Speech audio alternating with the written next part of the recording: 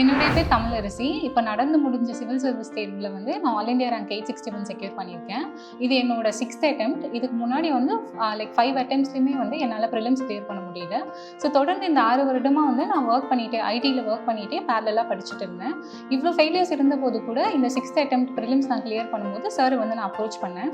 So அப்போ எனக்கு வந்து நிறைய டவுட்ஸ் வந்து இருந்தது. நம்மளோட ஃபெயிலியர்ஸ் வச்சு ஜட்ஜ் பண்ணிடுவாங்களோ, கைடன்ஸ் எப்படி இருக்கும் அப்படின்னு சொல்லிட்டு. ஆனால் சாரோட சைட்லேருந்து அந்த சப்போர்ட் வந்து ரொம்பவே வந்து ஆச்சரியமாக இருந்தது. ஏன்னா இவ்வளோ ஃபெயிலியர்ஸ் இருக்குன்ற மாதிரி அவங்க வந்து பார்க்கவே இல்லை. அவ்வளோ அந்த ஒரு சக்ஸஸை வந்து அவ்வளோ வெல்கமிங்காக பார்த்தாங்க. அந்த ஸ்கெடியூல் வந்து போடும்போது கூட மற்றவங்களுக்காக இருக்கிற ஸ்கெடியூல் இல்லாமல் எங்களுக்கு அது எப்படி ஃப்ளெக்சிபிளாக இருக்குன்ற மாதிரி தமிழ் ஆப்ஷனலுக்கு வந்து போட்ட ஸ்கெடியூல் வந்து ஒரு மந்த்குள்ளேயே வந்துட்டு எல்லாமே நாங்கள் கம்ப்ளீட் பண்ணுற மாதிரி இருந்தது.